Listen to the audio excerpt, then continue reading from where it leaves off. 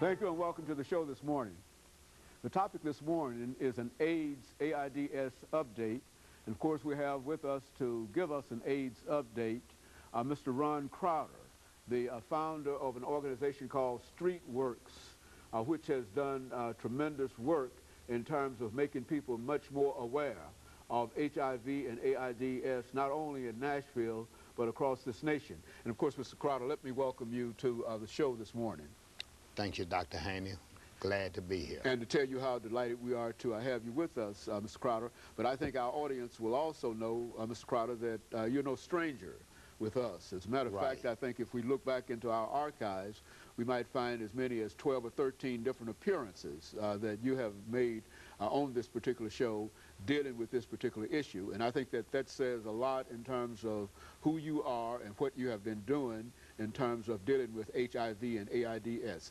Let's make more members of our audience aware of you, Mr. Crowder, by having you to give us background information, background education, and some of the things that eventually got you involved in this whole fight against HIV and AIDS, and then we'll talk about other things. Okay, Dr. Haney, as you know, maybe not your audience, that I founded StreetWorks back in 1997. We started out of the trunk of my car, and as it evolved over the years, we've grown to be a full-service agency. We do HIV prevention, we do education, we do community affairs. We also provide direct services for people who are infected or affected by HIV and AIDS. So basically, that's what it is.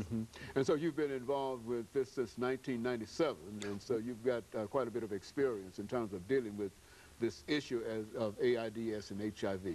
Well, StreetWorks has been around since 1997. I personally has been involved with the work since 1994.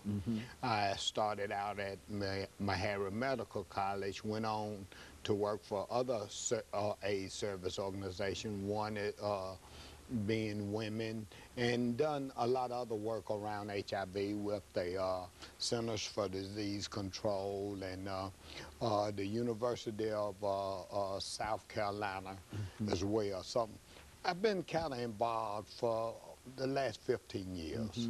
Almost as long as the disease itself. Well, kind of, yeah.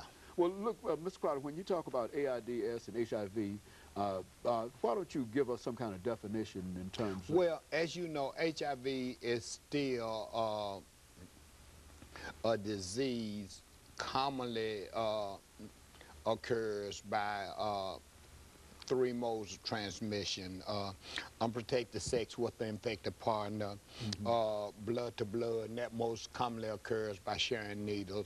And a person can be born with it, so an infected mother can pass the virus on to an unborn child, and it's basically transmitted from one human to another through four body fluids. That would be semen, vaginal secretion, breast milk, and blood.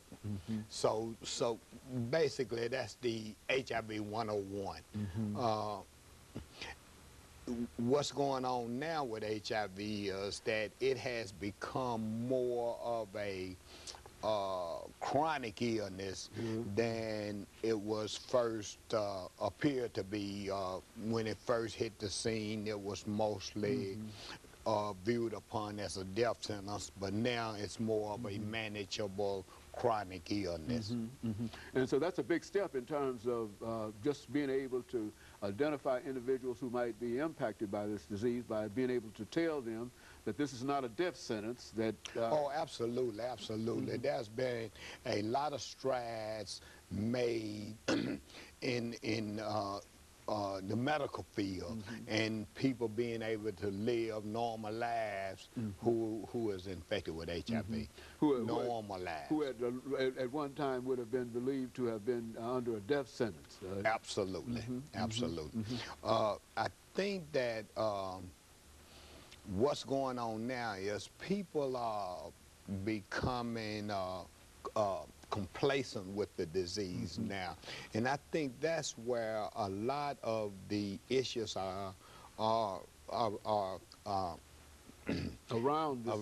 around it. Now people are like, okay, I can live with it forever now, so it's no big deal, but that's not really the issue. There are still a lot of things that go on for a person who is HIV infected. It's not as simple as it looks, although it is a manageable disease. It is still a fatal disease. And it's still something that if you can avoid, you really want to avoid it, no matter how manageable it may be. And of course, let me encourage our audience to tune in for the second segment following this short commercial break.